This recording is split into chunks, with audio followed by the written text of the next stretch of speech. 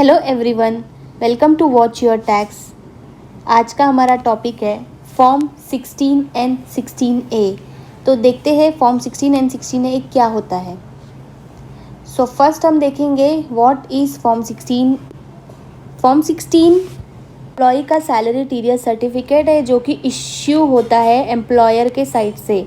Form 16 के दो parts है, part A and part B. ये हम नेक्स्ट स्लाइड में देखेंगे कि what is part A and what is part B. TDS कब डिडक्ट होता है? टीडीएस डिडक्ट होता है जब एम्प्लॉय की salary more than basic exemption limit हो। दैट इज़ अभी के फाइनेंशियल ईयर में बेसिक एग्जेम्पशन लिमिट 2,50,000 है। तो अगर किसी एम्प्लॉय की सैलरी मोर देन 2,50,000 है तो उस पर टीडीएस का प्रोविजंस एप्लीकेबल हो जाएगा। नेक्स्ट हम देखेंगे what is part A of form 16। Form 16 के पार्ट ए में ये डिटेल्स अवेलेबल होती है। Name and address of employer and employee, pan number of both employer and employee, tan number of the employer, who is the deductor, period of the employment of the employee, employee का period of employment क्या है, वो कितने महीने के tenure के लिए employment में था, and details of TDS detected and deposited. TDS अगर कोई डिडक्ट किया है तो उसका डिटेल्स अवेलेबल होता है पार्ट ए ऑफ फॉर्म 16 में। तो अब हम देखते हैं कि पार्ट बी में क्या क्या अवेलेबल होता है।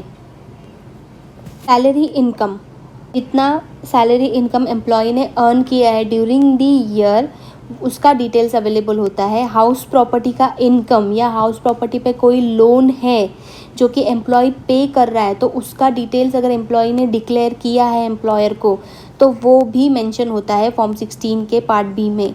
अदर इनकम अगर कोई है, for example bank interest, fix deposit interest etcetera. Deductions allowed, deductions किस किस में अलाउड होते हैं? सेक्शन 80 के अंदर डिडक्शंस अलाउड होते हैं। तो एम्प्लॉय ने अगर कोई इन्वेस्टमेंट कर रखा है, for example LIC, mutual funds, तो वो सब का डिडक्शन एम्प्लॉय को मिल जाता है। एंड एट द एंड होता है टैक्स पेएबल इफ़ एनी। अब हम देखेंगे कंप्लायंसेस क्या क्या है।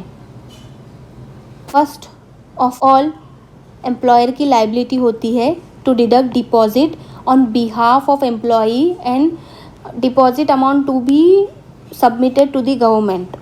Form 16 must be issued, employer को फॉर्म 16 एम्प्लॉय को इश्यू करना होता है within 15th June of the year. For example लेते हैं कि अगर फाइनेंशियल ईयर 18-19 है तो इसका फॉर्म 16 एम्प्लॉय को विद इन 15th जून 2019 के अंदर अंदर मिल जाना चाहिए। टीडीएस जो डिडक्ट किया है वो फॉर्म 26AS में रिफ्लेक्ट हो जाएगा ऑफ द रिस्पेक्टिव एम्प्लॉई। तो let's take an example. Miss Swati is having a monthly income of rupees 50,000. She has done an investment in mutual fund of rupees 20,000 and LIC of rupees 14,000 during the year. She has received interest from bank of rupees 5,600. तो calculate TDS। ये जो भी मैंने underline किए that all are important points. तो let's calculate the TDS. Calculation of the TDS for the FY 1920। Salary income, Swati की salary income per month 50,000 दी गई है मल्टीप्लाइड बाय 12 मंथ्स। कंसिडरिंग के वो पूरे 12 महीने एम्प्लॉयमेंट में थी तो टोटल सैलरी आ जाएगी 6 लाख। हमारे एग्जांपल में अदर इनकम भी दी गई थी जो कि बैंक इंटरेस्ट थी 5,600। तो ग्रॉस टोटल इनकम हो जाएगा 6,05,600।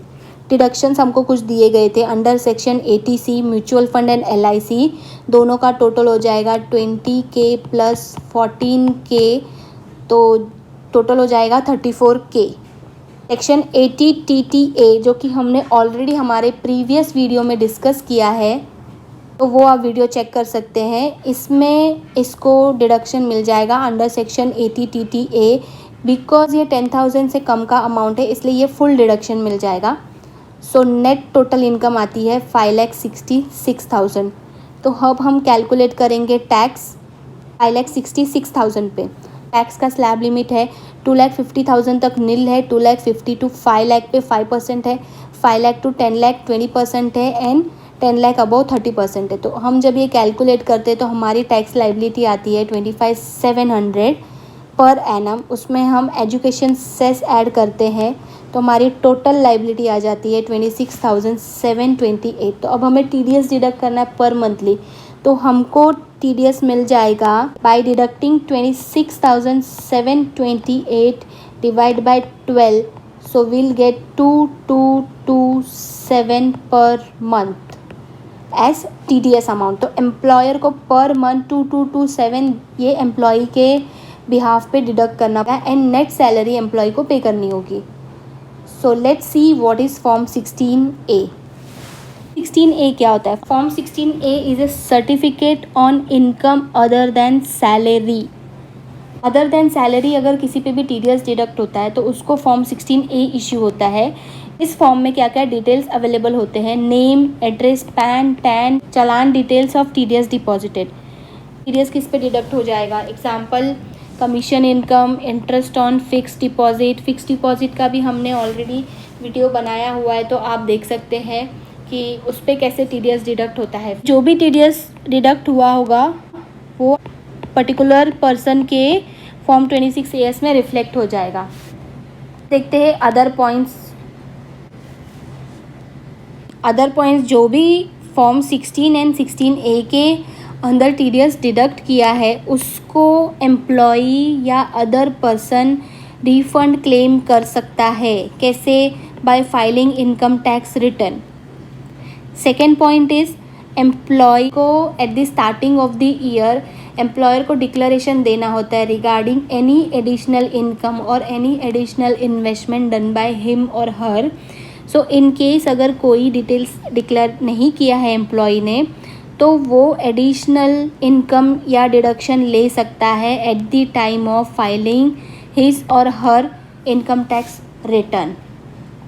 होप आपके लिए इन्फॉर्मेशन यूज़फुल था। सो लाइक कीजिए।